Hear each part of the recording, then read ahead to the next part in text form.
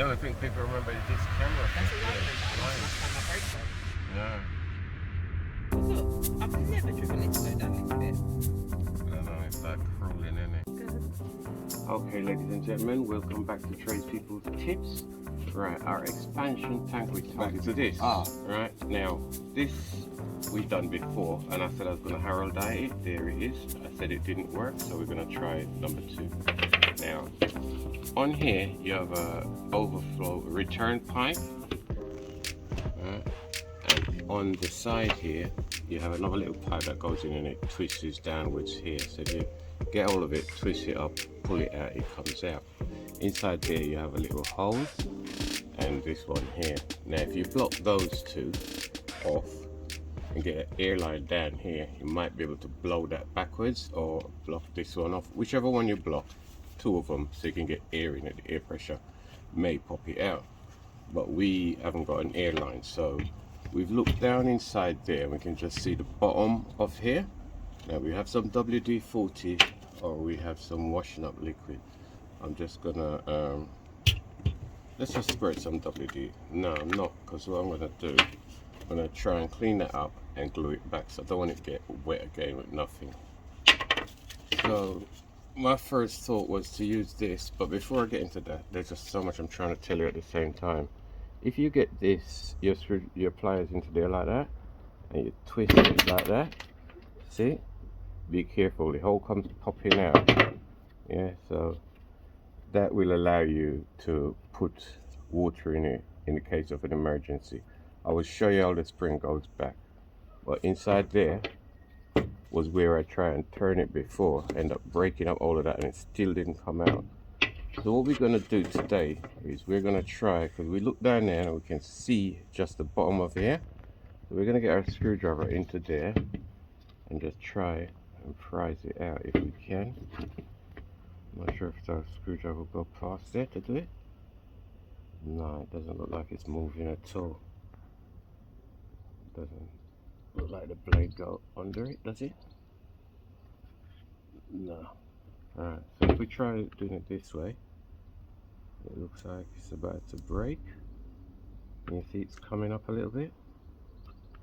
Like it's mangling it at the same time. So let's just give it some WD on it.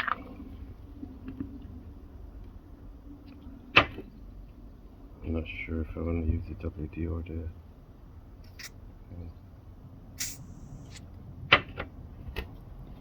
roll that around inside there, make sure it goes all the way around. Okay, let's give it another go.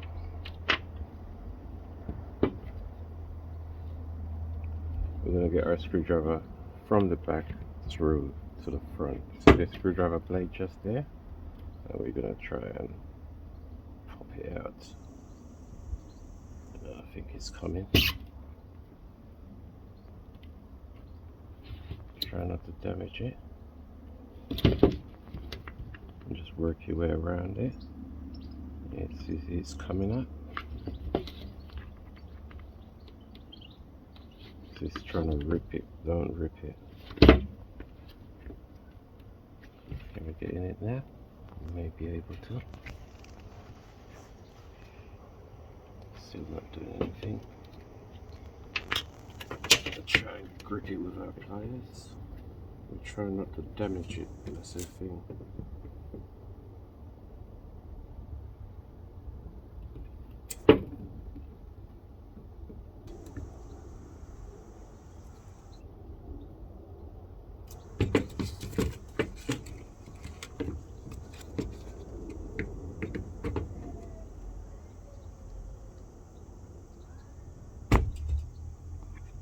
That's how we remove it. Okay.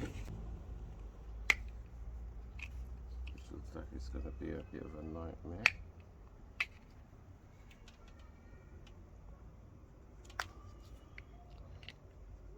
Tell you what, let's not bother with that for a minute. This, the spring goes down in the center there. We use a screwdriver just to locate it.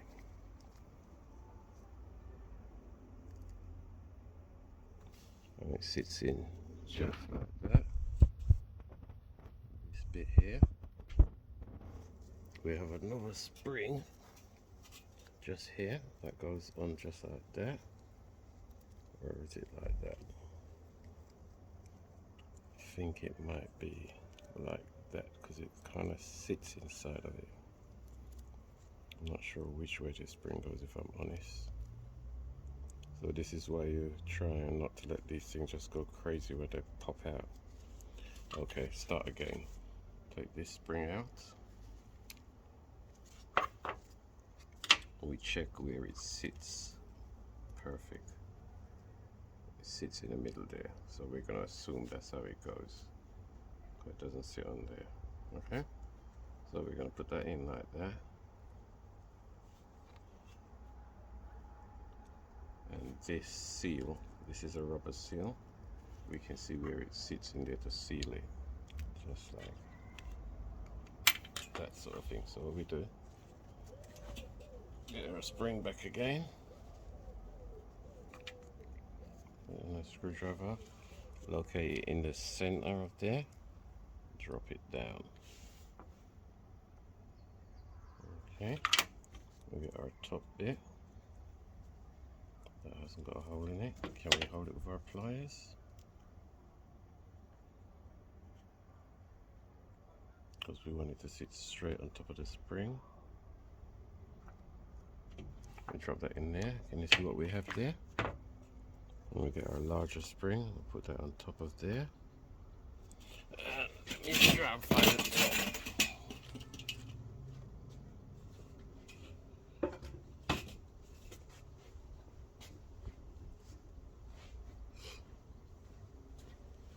This is our top. That went flying, so another way to figure it out, if that spring sits flush inside there. Okay, so we know that goes in like that and not like that. Furthermore, when we took it out, we saw these grooves. So put that in like that, put that on there like that, and we press it down, and you see the grooves? It sort of locks in. Let me just hold that on there. See the cutout there, there, and just there.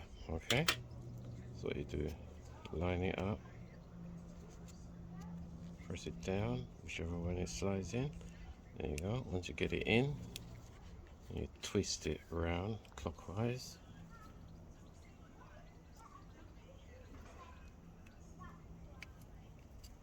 Make sure all the corners get in. Can't get it very well like that, so we're going to use this one. We hold it, press, and turn. And there it is, it's locked in. So now what we could do is get a bit of emery paper, just clean that off, and glue that back in there. So that's what we're going to do. And hopefully we'll have a working cap again. But with this time we're going to clean it properly. The last time we didn't because it was still wet when we put it on. So there you go, that's how you remove your cap from your expansion tank on your Vauxhall Mokka.